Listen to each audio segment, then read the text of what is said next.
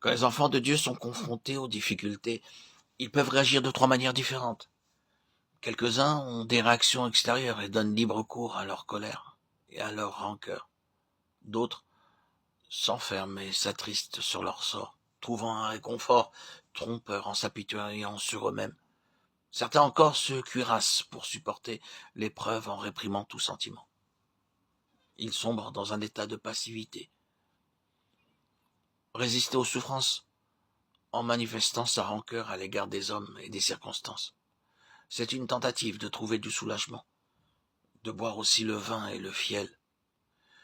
Il en est de même pour l'apitoiement sur soi-même, car les souffrances conduisent au plaisir étrange d'auto-materner ses propres blessures et de manière inconsciente.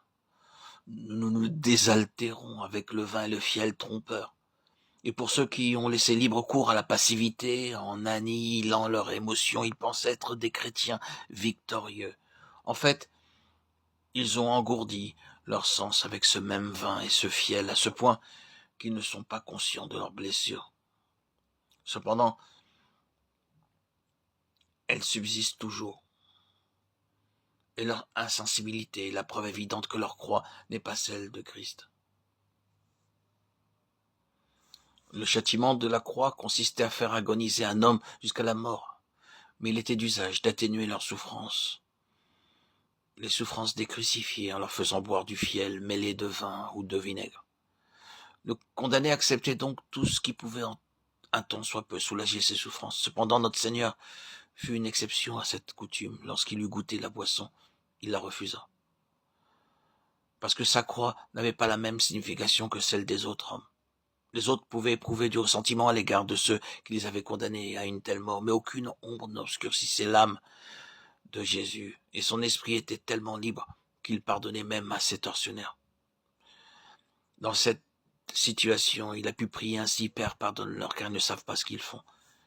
Cet homme avait été faussement accusé, flagellé, insulté, il avait été rejeté par les pécheurs, même par un pécheur cloué sur une croix. Mais rien n'a émergé de lui-même pour lui faire désirer un quelconque soulagement de ses souffrances. Nous déclarons porter la croix, mais nous nous empressons de boire le vin et le fiel. Soyons bien conscients de cette vérité. Si nous avons besoin d'un quelconque antalgique, la croix que nous portons n'est pas celle de Christ. Il était tout aussi sensible que nous-mêmes à la souffrance. Mais il ne s'est pas irrité à cause de ses souffrances. Il les a volontairement acceptées. Oh, combien nous nous trahissons souvent nous-mêmes. Combien nous aspirons au soulagement de nos peines. Combien nous aimons une manifestation de sympathie. Nous avons une soif insatiable de réconfort, nous y aspirons de quelque part qu'il puisse venir et nous sommes contrits s'il ne nous est pas librement accordé. Comment pouvons-nous aspirer à cela si nous avons trouvé notre satisfaction en Dieu et notre plaisir à faire sa volonté? Aucune de ces aspirations de l'âme ne peuvent se mêler aux souffrances pures de notre Seigneur.